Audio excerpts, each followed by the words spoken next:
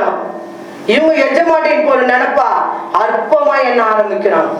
ஆனா கர்த்தருடைய கரம் அங்க அற்பமா என்ன விடல. அல்லேலூயா. யாரு நம்மள அற்பமா என்றாங்களோ அப்பதான் கர்த்தருடைய கரம் நீட்டப்படும். அந்த சாராளுக்கு அப்பதான் கர்த்தருடைய கரம் அசைக்கப்படுது. அதுக்கு அண்ணாதான் இவ அற்பமா எண்ணம் வந்தான் ஆண்டவர். அதுக்கு அண்ணாண்ட ஒரு ஈசாக கொடுக்க தேவன் ஏற்பட ரெடி பண்ணுகிறார். அப்ப உண்மையாவே நம்ம ஆலயத்துக்கு வர காரியத்துல முதலாவது அடிமைத்தனத்துல இருக்கிற நீ ரட்சிக்கப்பட்ட அடிமையாகப்பட்ட ஒரு நாள் ரட்சிப்பு உனக்கு கிடைச்சது, ஒரு நாள் உனக்கு ஒரு சபை கிடைச்சது, ஒரு நாள் உனக்கு ஒரு ஆலயம் கிடைச்சது. இன்னைக்கு ஆலயத்துக்கு போலாமா போக கூடாதா நினைச்சனா நஷ்டம் சபைக்கு இல்ல நமக்குதான். அல்லேலூயா. ஏன் கேட்டா மத்தேயு 16ஆம் அதிகாரம் 18ஆம் வசனத்துல இருக்குது ஆலயத்தை பத்தி. மத்தேயு 16:18 படிக்குமா?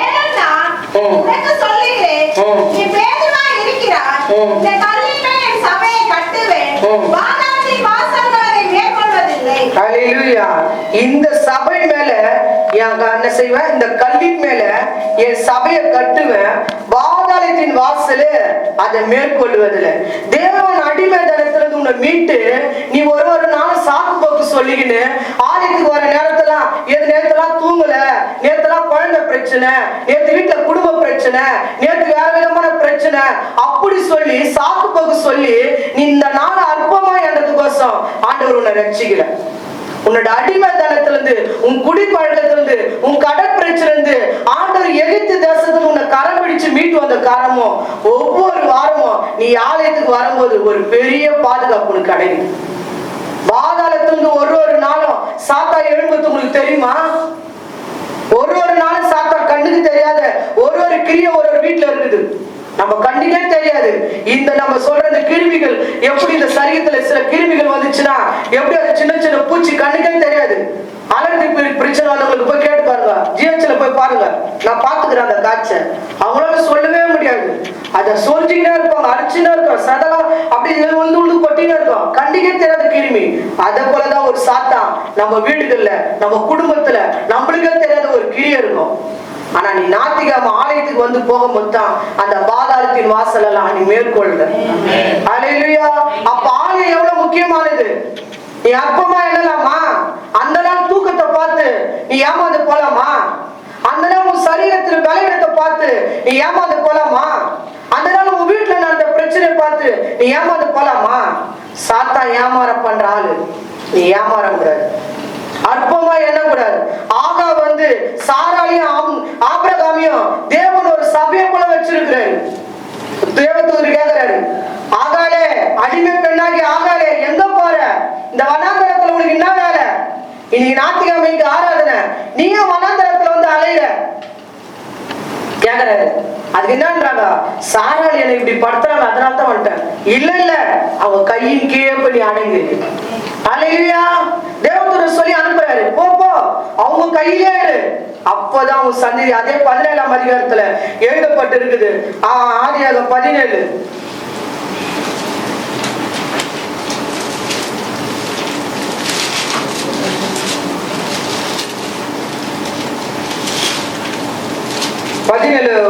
வசனம் படிப்போமா? நீ பரதேசியா தங்கி வருகிற கானான் தேசம் முழுவதையும் உனக்கும் உனக்கு பின்வரும் சந்ததிக்கும் நித்திய சுதந்திரமாக கொடுத்து நான் அவர்களுக்கு தேவனாய் இருப்பேன் என்றார். அல்லேலூயா. ஏன் அப்பா சொல்றாரு, நீ போ அந்த ஆலயத்துல இரு, உன் பின்வரும் நீ பரதேசியா, இப்ப பரதேசியா வந்திருக்கிற அந்த தங்குற இடத்தை நான் கானானா மாத்தி அந்த இடத்தை என்ன செய்ய போறேன், அந்த கானான் தேசம் முழுவதும் உனக்கும் உன் பின்வரும் உன் சந்ததிக்கும் நித்திய சுதந்திரமா கொடுத்து நானே தேவனா இருக்க போறேன். ஆதியாகமம் 11ஆம் அதிகாரத்துல 31ஆம் வசனத்துல எழுதி இருக்குது. அதை படிக்கலாம். 11:31. ஆபிரகாமையும் ஆரோனுடைய குமாரனும் தன் பேரனுமாய் இருந்த லோத்தையும் தன் குமாரன் ஆபிரகாமுடைய மனைவியாகிய தன் மருமகள் சாராயையும் அழைத்துக் கொண்டு அவர்களுடைய ஊர் என்கிற கல்தேயருடைய பட்டணத்தை விட்டு கானான் தேசத்துக்கு போக புறப்பட்டான். அவர்கள் ஆரான் மட்டும் வந்தபோது போது அங்கே இருந்து விட்டார்கள்.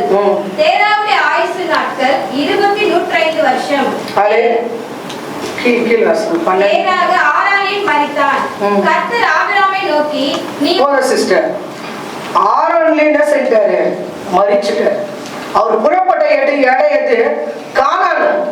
கானான் தேசத்துக்கு போனா அந்த கல்தியர் விக்கிரகாராதனை கூப்பிட்ட இடத்துல இருந்து புறப்படுறாரு. ஆனா அவர் கானான் தேசத்துக்கு போவே இல்லை. ஆண்டவர் சொல்றாரு, நீ உன் இனத்தாரையும் உன் ஜனத்தாரையும் விட்டு புறப்படு. அப்பா புறப்பட்டாரு, அந்த இடத்துல போய் சேரணும் கானானுக்கு. அதனாலதான் ஆபிரகாமையும் சாராளையும் துணிதப்படுத்தி நீ கானானுக்குள்ள போனோம், இந்த இடத்த விட்டு எழுந்துருன்னு இவங்க கட்ட துணிதப்படுத்திட்டார். ஹல்லேலூயா. அவங்க அப்பாவால அந்த கானான் தேசத்துக்கு போக முடியல. ஆனா ஆபிரகாம் சாராளை கானான் தேசத்துக்குள்ள போக வச்சுதான் ஒரு தாயின் தகப்பனான வச்சார். இன்னைக்கு உண்மையா அந்த இடத்துல அந்த அம்மா இருந்திருந்தாங்கன்னா அதே 17ஆம் அதிகாரத்துல உன் சந்ததி இவ்வளவா பெருகி இந்த கானான் தேசத்தை இந்த பரதேசிய தங்க நடத்த உனக்கு உன் சந்ததிகள் நான் தருவேன்னு சொன்ன அந்த வாக்கு கண்டிப்பா அவங்களுக்கு பலிச்சிருக்கும். ஆனா அவங்க என்ன செய்யல? அசட்டை பண்ணிட்டாங்க. அப்ப நம்ம என்ன செய்யக்கூடாது? ஆலயத்தை ஒரு நாள் அசட்டை பண்ணக்கூடாது. சரீரத்துல பலவீனம் தான், குடும்பத்துல பிரச்சனை தான், பிள்ளைகளுக்கு வியாதி தான். இது நிமித்தம் எங்க அந்த சுகம் கிடைக்கும்? அது மருந்து எங்க கிடைக்கும்? அதுக்கு ஆரோக்கியம் எங்க கிடைக்கும்? அதுக்கு தீர்வு எங்க கிடைக்கும்? அந்த இடமாகி ஆலயத்துக்கு நீ ஓடி வரணும். அதை நீ அற்பமாய் எண்ணி நேத்திரவெல்லாம் நான் தூங்கல, நேத்திரவெல்லாம் என் வீட்டுல பிரச்சனை, நேத்திரவெல்லாம் எனக்கு இப்படி ஆயிடுச்சுன்னு சொல்லி நீ சொல்லுவியா? அந்த பாதாளத்தின் வாசல் ஒரு நாள் சாத்தா வந்து உன்னை மேற்கொள்ள வருவான். அன்னைக்கு நீ மேற்கொள்ள முடியாத ஆயிடும். ஆனா ஆண்டவருடைய ஆலயத்துக்கு நீ வரும்போது அந்த சாத்தா வந்து உன்னை மோதினா கூட பைபிள் சொல்லுது, இந்த கல்லின் மேல் மோதுகிறவன் நொறுங்கி போயிடுவான். உன்னை வந்து மோதினா கூட மோத முடியாது. ஆனா கண்ணி எல்லா ஜனங்களுக்கு வர மாதிரி கண்ணீர் வரந்தான், எல்லா மக்களுக்கு வர மாதிரி பிரச்சனை வரந்தான். ஆனா அது முடிவில்லை. சில பேருக்கு அது முடிவில்லாத மரணத்துல முடிஞ்சிடும். உனக்கு எனக்கு அது முடியாது. தேவன் ஆராதிக்க வர நீ நானும் அது முடிவை கட்ட இயேசுவால முடியும். அந்த கண்ணீரை தொடைக்க இயேசுவால முடியும். அதுதான் ஆண்டவர் சொன்னாரு, உன் கண்ணீர் எல்லாத்தையும் நான் தொடைப்பேன், அந்த கண்ணீர் எல்லாம் நான் துரித்துல வச்சிருக்கிறேன். ஏன் அதை சொன்னாரு? நீ என்னை மதிச்சு ஒவ்வொரு வாரமும் என்னை தேடி நீ வந்ததுனால உன்னை நான் தேட்டராவெல்லாம் உனக்கு வெளிப்படுவேன். அவ உண்மையாவே இந்த காலை வேலையில வந்திருக்கிற நீங்க எப்படி வந்தீங்கன்னு தெரியல. இந்த நாள் அற்பமா நீங்களா, இந்த நாளை நீங்க ஆரோக்கியமா வந்தீங்களா, இல்ல இந்த நாள் சந்தோஷமா வந்தீங்கன்னு தெரியல. நீங்க எப்படி வந்தீங்களோ இந்த நாள் பெரிய பாதுகாப்போட தேவன் பாருங்க. ஆனா இனிமேல் கூட இந்த நாளை நம்ம என்ன செய்யக்கூடாது? அசட்டை பண்ணவே கூடாது. எந்த மனுஷனுக்கோசம் அந்த நாளை கொடுக்கூடாது. அந்த நாள் கல்யாண நாள் அந்த கூட சொல்லிட்டான், நீ முடிச்சுட்டு போய் கூட வீட்டுல கூட போய் கொடு. நீ அந்த கல்யாணத்துல நின்றுட்டு இன்னைக்கு சபைக்கு வராத, அங்க நின்றுட்டு பாரு. பாதாளத்தின் வாசல் மேற்கொள்ளும் வாசலை மறக்கவே கூடாது. பாதாளத்திலிருந்து எழும்புற சத்துரு நம்மளை மேற்கொண்டு போயிடுவான். நம்மளுக்கே தெரியாது, ஒரு நாள் தள்ளி விட்டு போயிடுவான். நீ அப்ப நினைப்ப, ஏன் எனக்கு இந்த பிரச்சனை, எதுக்கான ஆண்டவரை தேடுறேன், நான் ஆண்டவரை நம்பினேன், எனக்கே அது வந்துச்சு. ஒண்ணு தெரியாது. அங்க சாட்டம் பண்ணிட்டு போயிட்டு அவன் தந்திரமா. சில நாட்களுக்குள்ள அந்த ஆராதனைக்குரியவர் பெரிய பொல்லாப்பு பிரச்சனை அவர் இருந்ததுனால ஆராதனை அந்த வாசல்ல, பாதாளத்தின் வாசல் அவர் மேற்கொள்ளப்பட்டவருக்கு தெரியல. அவர் போய் நிக்க வேண்டிய இடத்துல நிக்கல. அவர் வீட்லயே அவர் ஆராதனை தொடங்குவார். அவர் எந்த காரியத்துல பிடிப்பறப்பறான்னு அவருக்கே விஷயம் தெரியாது.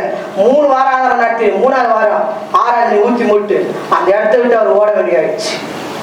அப்ப ஆராதனை வந்து நம்ம வீட்லயே ஆராதனை பண்றதுக்கோசம் ஏசப்ப ஆராதனை ஸ்தலத்தை ஏற்படுத்தல, ஊழியர்களை ஏற்படுத்தல.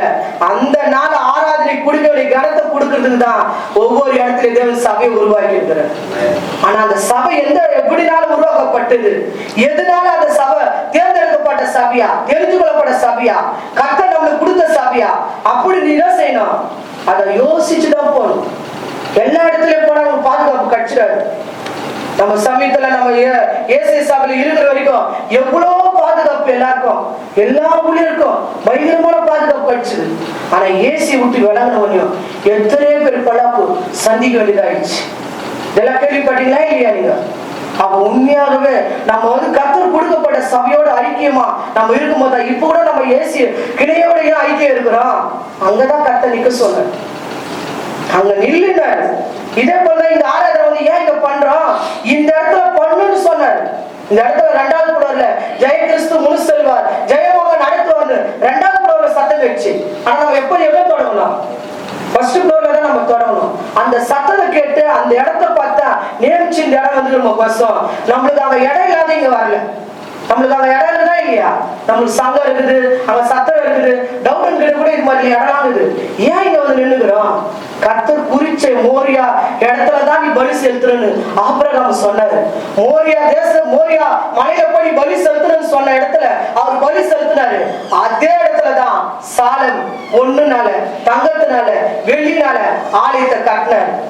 அப்ப உண்மையாகவே இயேசு கிறிஸ்து சொன்ன இடத்துல நம்ம நிற்போமானா? இப்ப தெரியாது. கானான் தேசத்துல போய் கொண்டு போய் நம்ம சேர்க்கும் போது தான் அந்த ஆசீர்வாதத்துல அவங்க கண் குளிர பார்ப்பேன். ஹல்லேலூயா.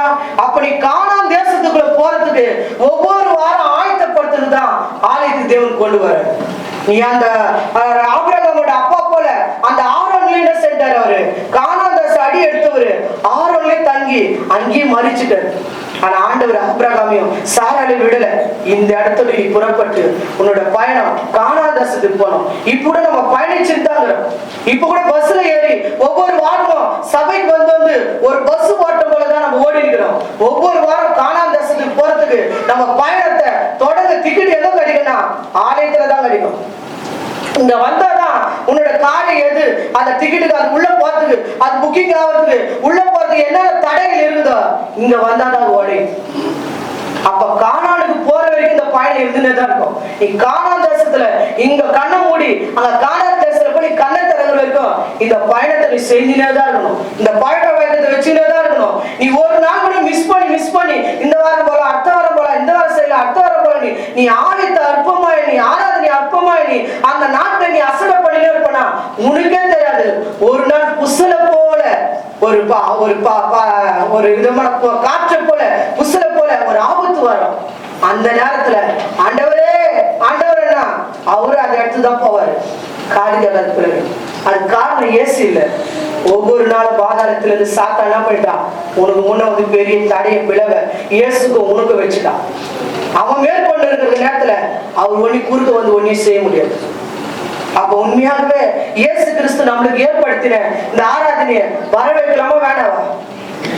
ஆமென் சொல்லுங்க. வரவேற்கணும் சொல்லுங்க. ஆமென் சொல்லுங்க. ஆமே. உண்மையாவே சொல்றேன், நிறைவோட ஆராதனை கண்டிப்பா வரணும். சந்தோஷத்தோட. பைபிள் சொல்லுது, தாவீது சொல்றாரு, என் ஆண்டவருடைய ஆலயத்துக்கு போலான்னு சொல்லும் போது என் இருதயம் மன மகிழ்ச்சினால் நிரம்பிச்சு. கண்டிப்பா நீங்க ஞாயிற்றுக்கிழமை ஆராதனை வரணும்னா மன மகிழ்ச்சியை தரிச்சுன்னு வரணும். மன துக்கத்தோட வரக்கூடாது. அப்படி மன துக்கத்தோட இந்த இடத்துல நீங்க உட்காருவீங்கன்னா உங்களுக்கு வசனம் உள்ள போகாது. மன சோர்வோட நீங்க இருப்பீங்கன்னா நீங்க என்ன பிரச்சனை நடந்தாலும் உங்களை அசைக்கவே முடியாது. அத மாத்தணும். அந்த மனவியாதி இந்த சோர்வு என்ன செய்யணும்? என்னை விட்டு வெளியே போ சாத்தானே. கர்த்தருடைய ஆலயத்துக்கு போறேன், எனக்கு ஒரு பெரிய பாதுகாப்பு நான் வர போறேன், என்னை விட்டு வெளியே போன்னு சொல்ல துரைத்துட்டு வாங்க. அதோடு வந்து அந்த துக்கத்தோடு, அந்த சோர்வையோடு, அந்த அழுகையோடு நீங்க அப்படி அமர்ந்து தேவ வசனை கேட்கலாம்னு நினைச்சா கூட உங்களால கேட்கவே முடியாது. ஃபர்ஸ்ட். ரெண்டாவது, விசனம் அடைந்தார்கள். 1 சாமுவேல் 17ஆம் அதிகாரம் 11ஆம் வசனம். சவுலும் இஸ்ரவேல் அனைவரும் அந்த பெலிஸ்தருடைய வார்த்தைகளை கேட்டு கலங்கி மிகவும் பயப்பட்டார்கள். ஹல்லேலூயா. இங்க பாத்தீங்கன்னா 1 சாமுவேல் 17ஆம் அதிகாரம் 11ஆம் வசனம் சொல்லப்படுது. மிகவும் பயந்தார்கள். இன்னைக்கு இயேசுவை ஏற்றுக்கொண்டு சில நேரத்துல உங்க வாயில பயமும் வந்தது இல்லையா? இயேசுவை ஏத்துக்காதவங்க இப்போ வர பயம் வந்து எதனா ஒரு பயம் வந்துச்சுன்னா பாஸ்டர் கிட்ட சொல்லிடலாம், இல்ல நம்ம ஜெபம் பண்ணிடலாம், கர்த்தர் மாத்து வந்து தைரியம். அப்ப இயேசுவை ஏத்துக்காத அப்போ பயம் வந்துச்சுன்னா யார்கிட்ட சொல்லுவீங்க? யார்கிட்ட சொல்ல முடியும்? நினைச்சு பாருங்க. அந்த பின் நாட்களை கொஞ்சம் சிந்திச்சு பாருங்க. இஸ்ரவேல் ஜனங்கள் மிகவும் ஒரு சாத்தா நிக்கிறான். 40 நாள் வந்து நிக்கிறான். இப்ப நம்ம வீட்டு வாசல்ல வந்து 40 நாள் ஒருத்தர் சண்டை போட்டு இருக்கிறாங்கம்மா. நிம்மதி இருக்குமா நம்மளுக்கு?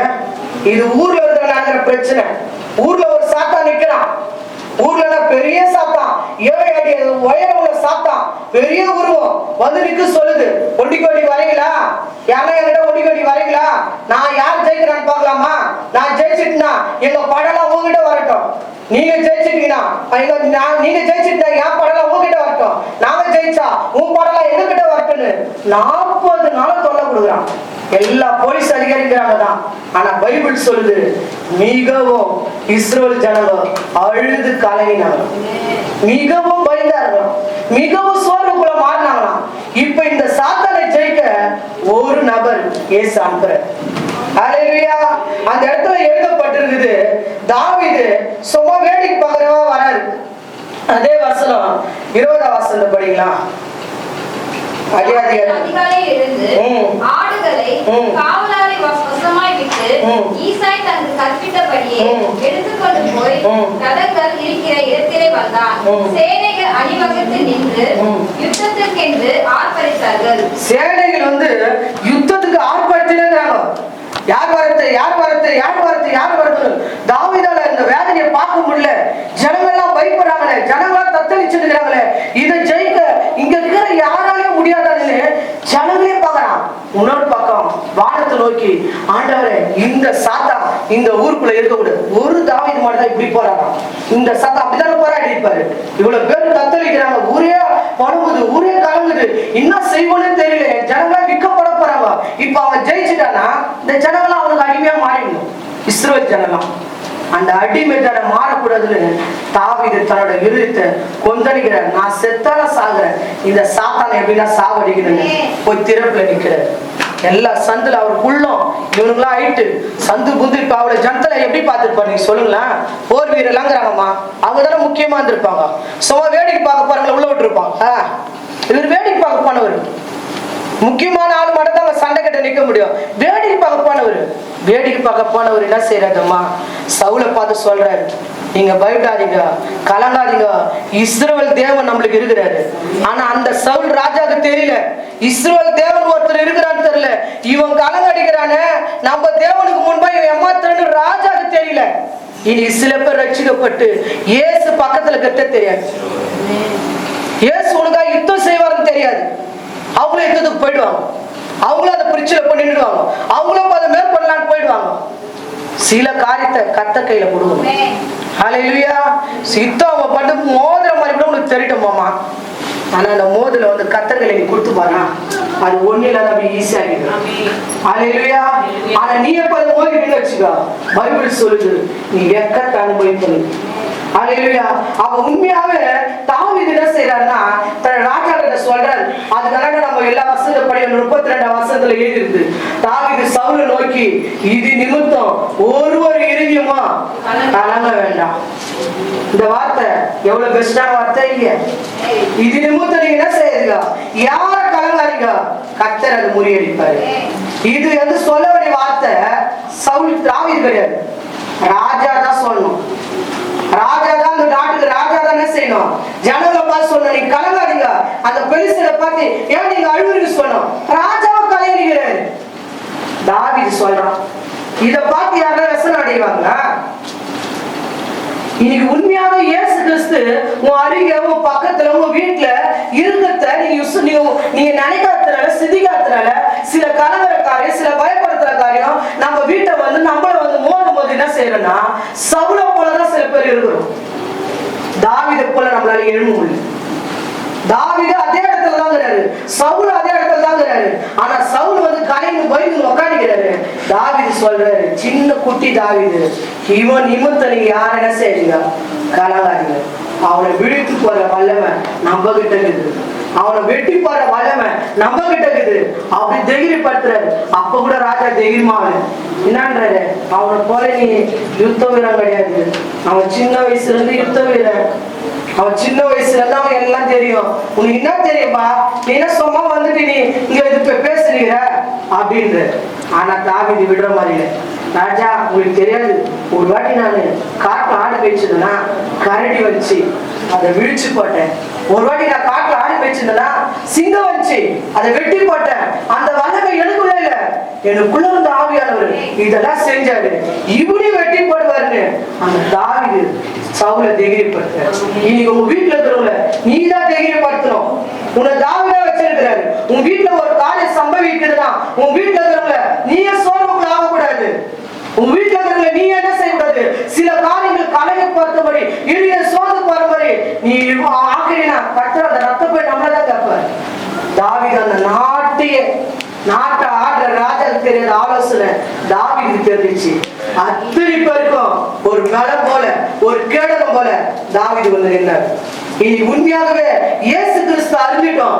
இயேசுவால இன்னும் லாபம். சில பேர் வாயில ஈஸியா சொல்றீங்க, சர்ச்சைக்கு போறேன் எனக்கு என்ன கிடைச்சது, இயேசுவால எனக்கு என்ன லாபம். நீங்க நினைக்கிறீங்க நீ வேலைக்கு தான் போல, நீ ஆலயத்துக்கு போயிட்டு போனாலும் லாபம் தான். போய் சம்பாதிச்சு வராங்க பத்தியா, 3 நிமிஷம் அவங்களுக்கு பாதுகாப்பு. போய் வேலைக்கு போயிட்டு வராங்களா, 3 நிமிஷம் நீ சொல்ற வார்த்தை நிமிஷம் அவங்க ஆசீர்வாதங்க.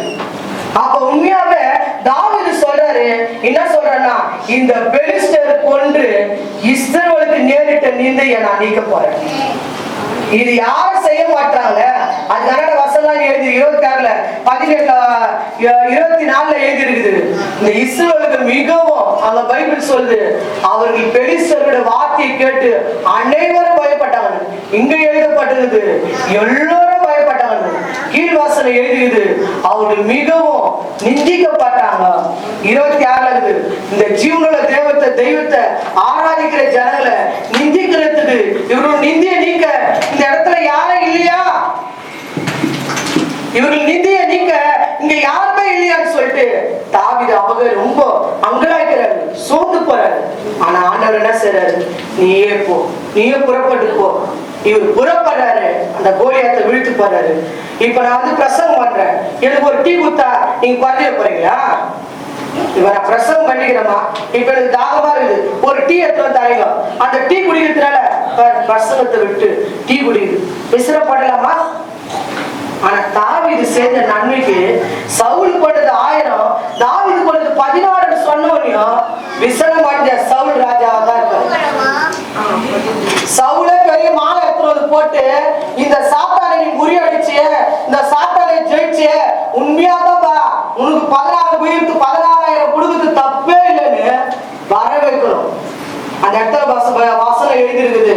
அதே 17ஆம் அதிகாரம் 1 சாமுவேல் 18ஆம் அதிகாரம் 8ஆம் வசனத்தை படிச்சு பாருங்க. வார்த்தை சவுலுக்கு விசனமா இருந்தது, அவன் மிகுந்த எரிச்சல் அடைந்து தாவீதுக்கு 10,000 எனக்கும் 1000 கொடுத்தார்கள், இன்னும் ராஜாங்க மாத்திரம் அவனுக்கு குறைவா இருக்கிறது என்று சொல்லி. ஹல்லேலூயா. பாருங்க, அந்த நாள்ல இருந்து சவுல் என்ன போயிட்டாங்க, தாவீதை காயமா பார்க்க ஆரம்பிச்சாங்க. இப்ப உண்மையாவே கோலியாத்தை உன்னால வீழ்த்த முடியல, தாவீது வீழ்த்து போட்டாரு. சகோதரிங்க மாலியத்துக்கு போடுறதுக்கு பதிலா பாட்டு பாட்டாங்க. சவுலுக்கு போனது 1000, தாவீது போனது 16. உண்மையாவே அந்த 16 தாவீது கொடுத்தாலும் தாகம். ஏன்னு கேட்டா ஊர் உள்ள இருக்கிற சாத்தான முறியடிச்சுக்கிறாரு, ஊர் உள்ள பயப்பட்டு அந்த ஆவியை முறியடிச்சிருக்கிறாரு.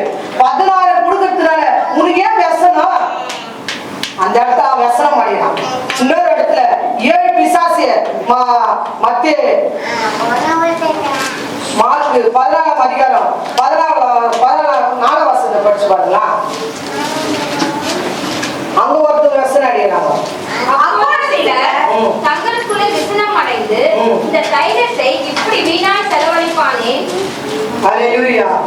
அங்க என்ன செய்யறாங்க, சில பேரு தங்களுக்குள்ள விசனம். இன்னைக்கு சபையில நடக்கிற ஒரு காரியத்தை சில பேர் வர வைப்பாங்க, சில பேருக்கு விசனமா இருக்கும். ஏன் இவங்க காணிக்கு கருத்து எடுத்து இதோ பண்றாங்க, இத்தனை மைக் வாங்குறாங்க, இத்தனை பொருள் வாங்குறாங்க. இல்ல இல்ல, கர்த்தருக்கு எல்லாம் பெஸ்டா வாங்குறது நல்லதுதான். கர்த்தருக்கு பெஸ்டான பொருளை வாங்கி கர்த்தரை மகிமைப்படுத்துது உண்மை நிலைத்தான். ஆலயம் நம்மளுக்கு கிடைக்காது நீங்க நினைக்காதீங்க. ஆலயம் ஒரு நாள் கிடைக்கும் போது நம்ம கண்ணாலே பார்க்க முடியாது அந்த ஆச்சரியத்தை. ஏன்னு கேட்டா வியாதியை போட்டுட்டே தரும். அது ஒரு நாள் 30 வரும், 100 வரும், 60 வரும், 100 வரும். அந்த பலனை பார்க்கும்போது அன்னைக்குதான் தெரியும் வெகு நாள் காத்திருப்பது இருந்துட்டு இழைக்கப்படும், விரும்பினது வரும்போது ஜீவ வெச்சம் போல இருக்கும். இன்னைக்கு அப்படியே ஆலயத்தை நாங்க உருவாக்காத போயிட்டா கூட ஆண்டவர் ஆலயத்தை விட்டுற மாட்டாரு. ஆலயம் அவர் ரத்தத்தினால் சம்மந்தப்பட்டது. நாங்க இல்லைனாலும் இன்னொரு ஆளை வச்சுட்டு உருவாக்குவாரு. நம்ம இனி என்ன நினைக்க கூடாது, இவங்க வர காணிக்கலாம், இவங்க அப்படியே செலவு பண்ணிடுறாங்க, இவங்க எல்லாமே பண்ணுறாங்க, எல்லாம் செஞ்சுறாங்க, இந்த ஆலயத்தை என்ன பண்ணுவான்னு சொல்லிட்டு விசனம் அடைய வேண்டிய வேலை நம்மளுக்கு இல்லை, கர்த்தருக்கு தான். ஹல்லேலூயா. இங்க 300 பணத்தை தைலத்தை எடுத்து வந்து கர்த்தர் சமூகத்துல ஊத்துறாங்க, வெளியேறப்பட்டது. அந்த இடத்துல சில பேருக்குள்ள தங்களுக்குள்ள வெளியே சொல்ல பைபிள் சொல்லு, தங்களுக்குள்ள விசனம் அடைந்தார்கள். அப்ப நம்ம செஞ்ச ஒரு காரியமும் சில நம்ம துணி கொடுத்துருக்கிறோம், சில ஆகாரம் கொடுத்துருக்கிறோம். போன ஈஸ்டர் கூட 3 காரியம் செஞ்சோம். மோர் கொடுத்தோம், கஞ்சி கொடுத்தோம், நல்ல ஒரு பெஸ்டான சாப்பாடு கொடுத்தோம். இதெல்லாம் நம்ம நினைக்கிறோமே, உலக மக்கள் செய்யறத காட்டிலும் கர்த்தருக்கு நம்ம பெஸ்டா செய்ய செய்ய தேவனுக்கு நற்கிரியை செஞ்சுட்டே இருக்கிறோம். அவன் வேதம் சொல்லுது, நான் மறிக்கிறதுக்கு முன்பாக இவன் எனக்கு ஒரு காரியம் செஞ்சிருக்கிறான். இந்த பிரசதம் உலகம் எங்கேயும் பிரசங்கிக்கப்படும். இன்னைக்கு உன்னால போய் ஊழியம் செய்ய முடியலன்னா உன் பணத்து மூலியமா கூட கர்த்தருக்கு ஊழியம் நடந்தது.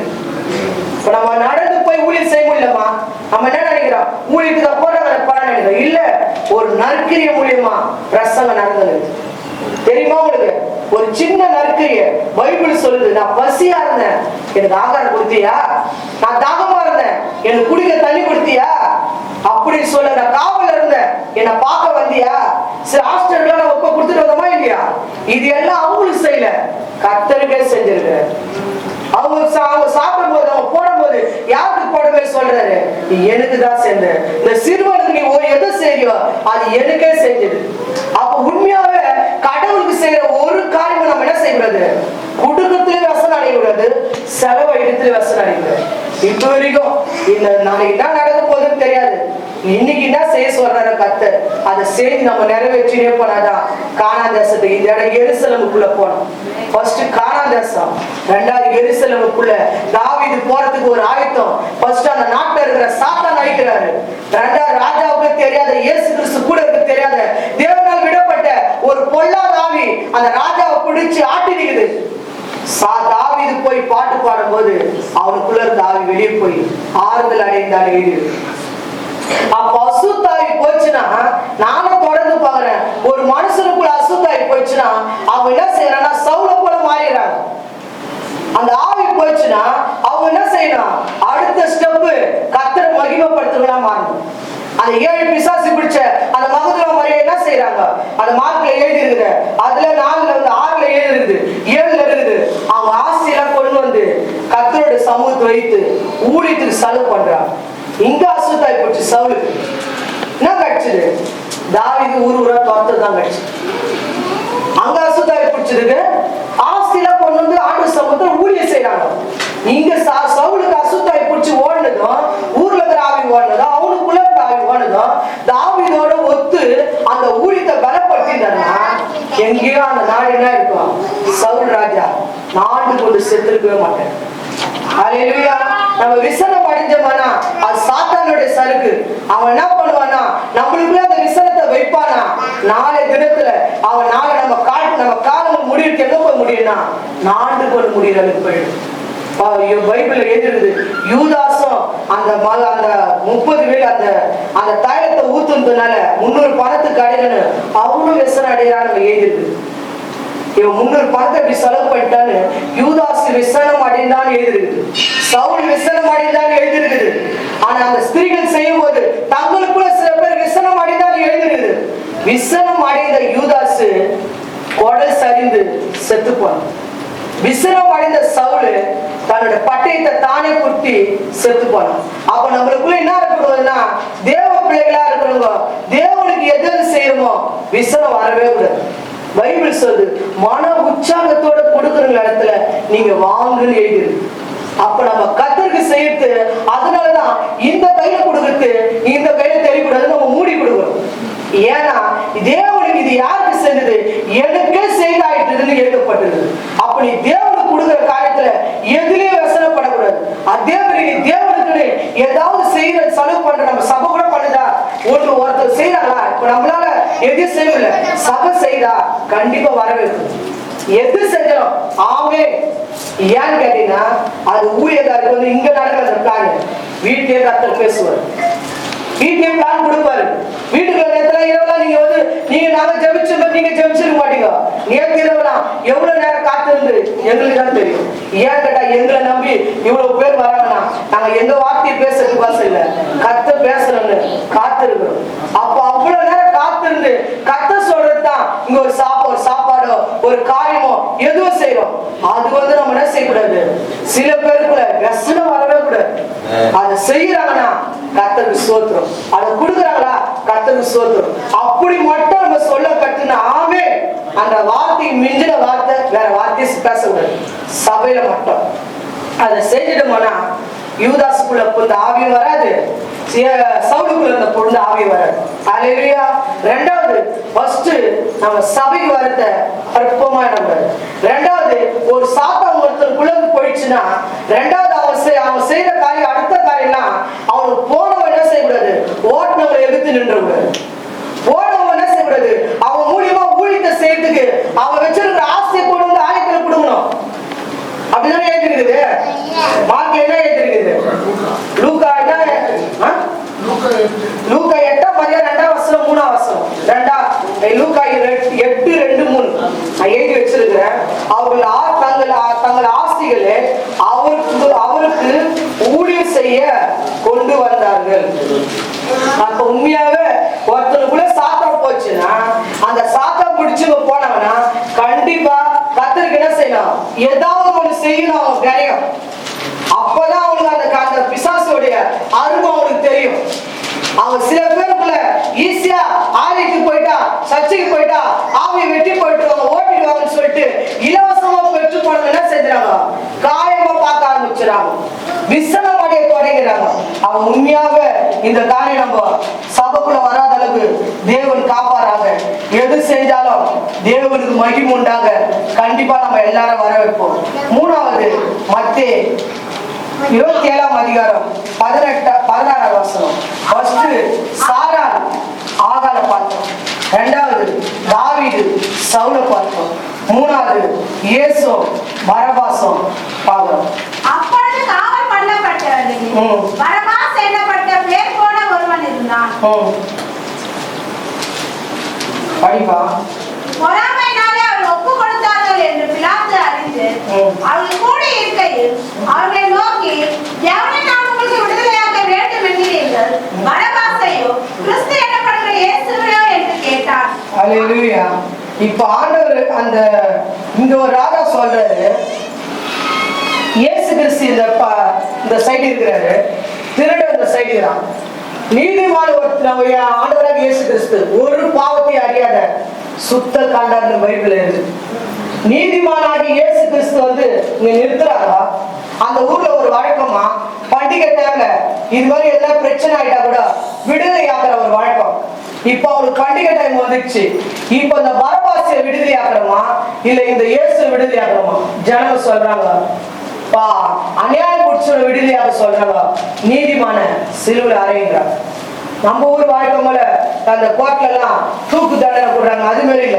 அந்த ஊர் வழக்கம் எதனா ஒரு தப்பு நினைச்சா உடனே அவங்க சிலுவையில் எடுத்து போயிடுது. அப்படியே அந்த வேதனை துடிக்க அடிச்சாதான் அந்த ஊர்ல இருக்கிற பாவத்தீரன்னு சொல்லி அந்த இஸ்ரேல் நாட்டுல அப்படி ஒரு பழக்கம். ஆனா இயேசு அந்த செய்தி நிறுத்துறாங்க, பரபாஸ் இந்த செய்தி நிறுத்தாங்க. வரப்போற ஈஸ்டர் நாட்கள் நீங்க பாஸ்டிக்கிறீங்க, இதை சிந்திக்கிறது சில காரியங்கள் வேணும். நம்ம பாஸ்டிங் இருக்கிறதுனால பலன் வராது. கர்த்தருடைய சிலுவைய தியானிக்கத்தில் தான் பலன் வரும். தியானம் செய்யணும். உங்களுக்குள்ள இப்ப சில காரியங்கள், வாலிபன் தன் வழி எதிராக சுத்தம் செய்யப்படுவான், அவருடைய வார்த்தையினால தானே. இப்படி சிலுவை சிந்திக்கும் போது தான் நம்மளுக்குள்ள பரிசுத்தம் வரும். சிலுவை யோசிக்கும் போது தான் நம்மளுக்குள்ள அந்த தியானத்தை கொண்டு வந்து முன்ன நிறுத்தணும். ஏன் சில பேரை அந்த இச்சையெல்லாம் மேற்கொள்ள முடியல. நீங்க செல்போன்ல பாக்குற பாவம், செல்போன்ல இருக்கிற பாருங்க, கண்ண காலையில நைட்டு டிவி பாக்குறீங்க, அதோட போய் படுக்கிறீங்க, காலையில அதை மேற்கொள்ள முடியல. திருப்பி பார்க்காத உங்களுக்கு தூண்டுதல் பண்ணுது. ஏன்னா சிலுவை உங்களுக்கு முன்னே நிறுத்த மாட்டேன். நீதிமான தொங்கப்பட்ட இயேசு கிறிஸ்துவுக்கு முன்னே நிறுத்த மாட்டேன். ரத்தத்தை, அந்த பரிசுத்த ரத்தத்தை அவங்க உணராத போனதுனால காலின் கீழே வெடிக்கு போட்டாங்கன்னு எழுதிருக்கு. அவ உண்மையாகவே அந்த நாட்டுல இருக்கிற ஜனங்க என்ன செஞ்சிருக்கணும், பரபாச விடுதலையாக்கு இயேசுவை சிலுவையாடி, பரபாச விடுதலையாக்கு இயேசுவை சிலுவையாடி கூப்பிடுறாங்க. அப்ப ஒரு அந்த இடத்துல அந்த ராஜாவோட மனைவிக்கு ஒரு சொப்பனம் வருது. அதே 18ஆம் வசனத்துல எழுதிருக்குது.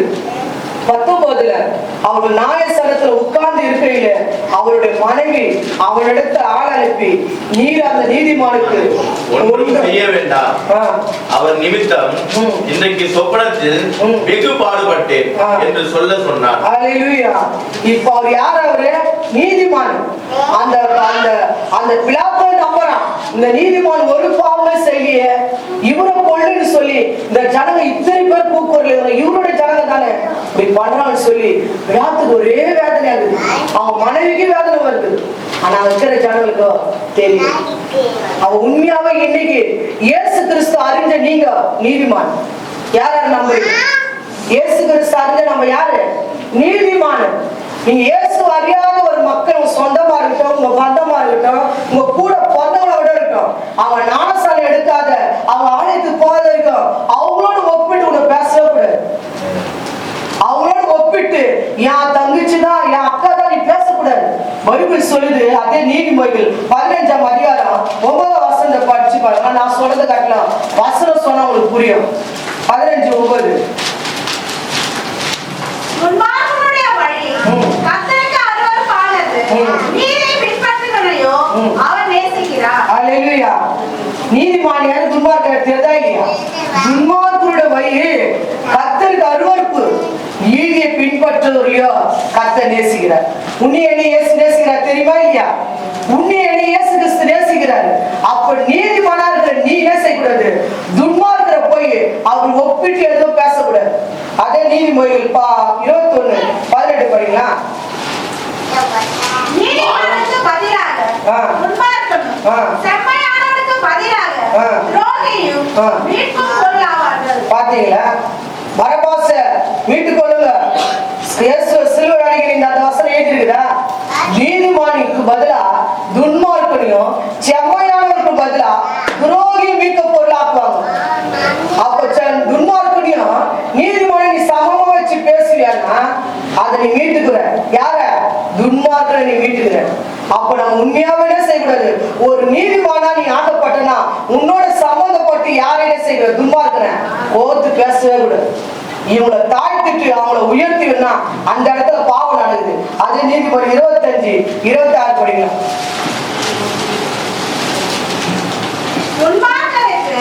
முன்பாக நீதிமான் தள்ளாடுவது கலங்கின கிணற்றுக்கும் கெட்டுப்போன சுனைக்கும் ஒப்பாகும். அல்லேலூயா. துன்மார்க்கு முன்பாக நீ நீதிமான தலைநாங்க என்ன எழுதுனா கலங்கின தண்ணி போய் கிணத்துல கலங்கிட்டேன்னு வச்சுக்கோ, அதை மொழ முடியாது. நீ நீதிமான போய் வேற மாதிரியே நீ பேசிட்டு துன்மார்க்கு அந்த இடத்துல உயர்த்திடுவானா கலங்கின கிணறுக்கு ஒப்பா மாறிடுமா. அதே நீதிமொழி 24 வசனம் எழுதியிருப்பாங்களா?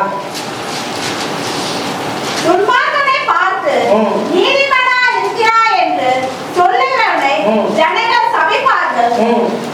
ரோஜனமானதை ராஜ்யங்களை அவனை வெறுப்பார்கள். அல்லேலூயா. புரோஜனமானவன் என்ன செய்வாங்களா? துன்மார்க்கா அந்த ஆப்போசிட். அது காரணம் தான் புரோஜனமானவன் எழுதிருக்கும். அதை என்ன செய்யணும்? வெறுக்கணும். அல்லேலூயா. அப்ப நான் என்ன செய்யப்படும் நான் சொல்றேன்னா சொந்தக்கார வெறுத்தன்னு சொல்ல, ஆனா நீதிமான போய் சமமா வச்சு பேசாத. நீ நீதிமான அவங்களோட சம்மந்தப்பட்டு என்ன செஞ்சாத, எல்லாத்திலும் கலந்துராத. நீ ஒரு கடவுளோட பிள்ளை என்று பிரித்தெடுத்த பிள்ளை என்று எடுத்துக்காட்டு. பரபாசன் இப்ப சிலுவ அப்படின்னு ஏன் அந்த ஜனங்க சொல்றாங்கன்னா தெரியாதனால சொல்றாங்க, அறியாதனால சொல்றாங்க. ஆனா நீ அறிஞ்சிருக்கிற, நீ தெரிஞ்சிருக்கிற இயேசு கிறிஸ்து மீண்டமா நீ சிலுவ அறியறன்னா நீ மீண்டமா துன்மார்க்கரோட எல்லா காரியத்திலும் சம்பந்தப்பட்டு நீ போவியானா நீ இயேசு சிலுவ அறியன்னு அர்த்தம். அல்லேலூயா. நீ உண்மையாகவே நம்ம கடவுளோட பிள்ளைங்க ஆண்டவராக இயேசு கிறிஸ்து அறிஞ்சிட்டு எப்படிலாம் வாழ்ந்தலாம்னு சொல்லி வாழக்கூடாது. ஆண்டவரும் விட மாட்டாரு. நம்ம வாழ நினைச்சா கூட, ஆனா இயேசு கிறிஸ்து விட மாட்டாரு. துன்மார்க்கனை பார்த்து நீதிமானா இருக்கிறாய் என்று சொல்லுகிறவ ஜனங்கள் சபிக்கப்படுவாங்க. அப்போ நம்ம எந்த பாவமும் சரி நீ நினைச்ச கூடாது. ஒரு துன்மார்க்கனை உயர்த்தி பேசி ஒரு நீதிமான ஒரு இடத்துல நீ தாழ்த்தனா அந்த இடத்துல உனக்கு என்ன வரும்? சாபம் வரும். அப்ப அந்த பாவத்தை நம்ம அறிக்கை செய்வோமா? கடவுளை நம்ம இனிமேற்பட்டு துன்மார்க்கரை உயர்த்திட்டு நீதிமன்றங்களை நம்ம தாழ்த்திருக்கிறது. நம்ம சபையில இருக்கிற அத்தனை பேர் யாரா இருக்கிறோம்? நீதிமானா இருக்கிறோம். அதே மாதிரி நீங்க நீதிமானம் ஆகப்பட்டதுனால துன்மார்க்கரோட சம்பந்தப்பட்டு எல்லா காரியத்தையும் செஞ்சக்கூடாது. எல்லாத்தையும் என்ன செய்யக்கூடாது? நாய் காதை வலிக்கிற மாதிரி நம்ம வலிச்சு நோய்ச்சிடக்கூடாது. அதனால பெரிய விளைவு ஆபத்து வரும். அந்த ஜனம் சொல்றாங்க, இந்த இயேசுவை சிலுவையில் அடிங்க, இவங்க ரத்த பை எங்க மேல வரட்டும், எங்க பிள்ளைகள் மேல வரட்டும். அதே மாதிரி அந்த நாட்டுக்கு நேரிடுச்சான். அவங்க ரத்த பை என்ன ஆச்சு? நம்ம ஆண்டவராக இயேசு கிறிஸ்து சிலுவையில் அடைஞ்ச அந்த நாள்ல அவங்க ஊர்ல இருக்கிற குழந்தையெல்லாம் எடுத்து எடுத்து செவுத்துல மோதி அடிச்சாங்க. ரத்த போய் வச்சா இல்லையா, அந்த நாடு ரத்தம் கலந்துச்சான். இப்பதான் அது மீட்கப்பட்டு மாறிக்கிறது நாடு.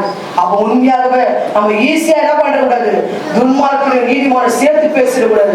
அதே போல நீங்க துன்மார்க்கரை போய் சம்மந்தப்பட்டு நீதிமானா இருக்கிற நீ போய் அந்த இடத்துல துன்மார்க்கரோட எல்லா காரியத்தையும் சம்மந்தப்பட்டு ஈடுபட்டு அவங்களோட நீ ஒரு ஆளா மாறிடக்கூடாது. உனக்கு பெஸ்டா கத்த மாத்திருக்கு, உனக்கு பெஸ்டா மாத்திருக்கிறாரு. நீ போய் அந்த வீட்டுல துன்மார்க்க வீட்டுல காலை வச்சாலுமா அந்த வீட்டுல ஆசீர்வாதம் வரும். கத்தரை அறியாத வீட்டுல, ஆனா அவங்க உங்க வீட்டுல இருக்கிறதுனால ஒரு ஆசீர்வாதம் வராது. அது தெரியுமா தெரியாது, உங்க மேல அந்த ஆசீர்வாதம் இருக்குதா இல்லையா உங்களுக்கு தெரியுமா தெரியாதா? நீ ஜெபம் பண்றாரு, நீ இயேசுவின் ரத்தத்தால கழுவப்பட்டாரு, நீ போய் அவங்க வீட்டை வாழ்த்தினாலுமே வாழ்ந்திருப்பாங்க. ஆனா அவங்க உன் தலைமையில கையை வச்சு நீ நல்லா இருப்பன்னு சொல்லி பார்க்கலாம், ஒண்ணுமே நடக்காது. உன் கையில இருக்கிற வல்லம் அவன் கையில இல்லை, உன் காலில் இருக்கிற ஆசீர்வாதம் அவங்க காலில் இல்லை, உன் மேல இருக்கிற அந்த ஆசீர்வாதம் அவங்க மேல இல்லை. ஆனா நீ என்ன செய்யக்கூடாது, அந்த துன்மார்க்கரோட சம்பந்தப்பட்டு எல்லாத்திலும் வர கொள்ளக்கூடாது. ஜெபம் பண்ணலாமா? இந்த 3 விதமான காரியம். ஃபர்ஸ்ட் நம்ம ஆலயத்துக்கு போறது அற்பமா எண்ணக்கூடாது. 2வது நம்ம விசிரம் அடையக்கூடாது. 3வது துன்மார்க்கரோட சம்பந்தப்பட்டு நம்ம பேசக்கூடாது. அப்ப உண்மையாகவே ஏசப்பாட்ட காலங்களில வந்திருக்கிறவங்க ஒவ்வொருத்தரோட இடைப்பட்டிருப்பான்னு நான் விசுவாசிக்கிறேன். அல்லேலூயா. யாரும் புரிஞ்சிச்சா இந்த வசனம்? உண்மையா புரிஞ்சிச்சா இல்லையா? அவன் உண்மையாகவே இயேசு கிறிஸ்து அறிஞ்ச நீ பெஸ்டானவங்களா நீ இருக்கிற, ரொம்ப பெஸ்ட். யாரை பார்த்து அவன் ஆசையா இருக்கட்டும் அந்தஸ்தா இருக்கட்டும், உண்மையா அவங்களோட ஒப்பிட்டு செல்லாத. உன் அக்காவா இருக்கட்டும், உன் அண்ணனா இருக்கட்டும், யாரா இருக்கட்டும், நீ பெஸ்டான ஆளுன்னு உன்னையே யோசிச்சுப்பாரு. நீ என்ன நினைக்கிறன்னா அவங்க இப்படி இருக்கிறாங்க, இவங்க எந்த வார்த்தையும் பேசாத. நீ இப்படிதான் இருக்கிற, நீ போனாதான் ஒரு ஆசீர்வாதம். அல்லேலூயா. அப்ப உண்மையாவே இந்த காலையில ஒரு சின்ன ஜெபம் கண்ணம் போடுவோம். இயேசுவே, உண்மையா நாங்க ஆலயத்தை மிஸ் பண்ணவே கூடாதுப்பா. பாதாளத்தின் வாசல மேற்கொள்ள எங்களதான் வச்சிருக்கிறீங்க. நாங்க ஆலயத்தை போறத, நாங்க ஆராதிக்கிறத, உங்க துதிக்கிறதுல உண்மையா நாங்க முக்கியப்படுத்தணும்.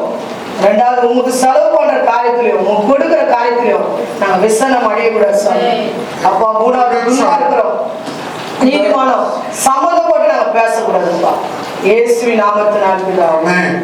நீ ஃபர்ஸ்ட் என்ன பார்த்தோம், ஆராதனையை மதிக்கணும். 2வது வசனம் அடையக்கூடாது. இந்த ஆராதனைக்கு வந்த ஒவ்வொருத்தருக்கும் பரலோக பாதுகாப்பு, ஒவ்வொருத்தரையும் சூழ்ந்து கொள்ள என்னோட நீ பேசுனீங்க. பரலோக பாதுகாப்பு உங்க ஆராதனைக்கு வர ஒவ்வொரு பிள்ளைகளும் சூழ்ந்து கொள்ள சொன்னேன். இந்த ஆராதனை பங்கு பெற ஒவ்வொரு குடும்பமும், இதை பார்க்கிற ஒவ்வொரு குடும்பமும் பரலோக பாதுகாப்புக்குள்ள மூடப்படட்டும். இருக்கிற ஒவ்வொரு வாலிப பிள்ளைகளும் உமக்காக கனி கொடுக்கிற பிள்ளைகளா, உம்முடைய நாமத்தை மகிமைப்படுத்துற பிள்ளைகளா காணப்பட உதவி செய்யுங்க. இந்த ஆராதனைக்கு வந்து ஒவ்வொருத்தையும் ஆசீர்வதிங்க. இன்னைக்கு கேட்ட செய்தின்படியே தாவீதை போல நாங்க காணப்பட உதவி செய்யுங்க. சவுலை போல நாங்க காணப்படக்கூடாது, ஆகாரை போல நாங்க காணப்படக்கூடாது, சாகாரை போல நாங்க காணப்பட உதவி செய்யுங்க. இயேசுவை உங்களை போல நாங்க காணப்படணும், துன்மார்க்கரை போல நாங்க காணப்படவே கூடாது. உதவி செய்யுங்க. வந்த ஒவ்வொருத்தரையும், இதை பார்த்து கொண்டிருக்கிற ஒவ்வொரு குடும்பத்தையும் ஆசீர்வதிங்க. இயேசுவின் நாமத்தினால் பிதாவே.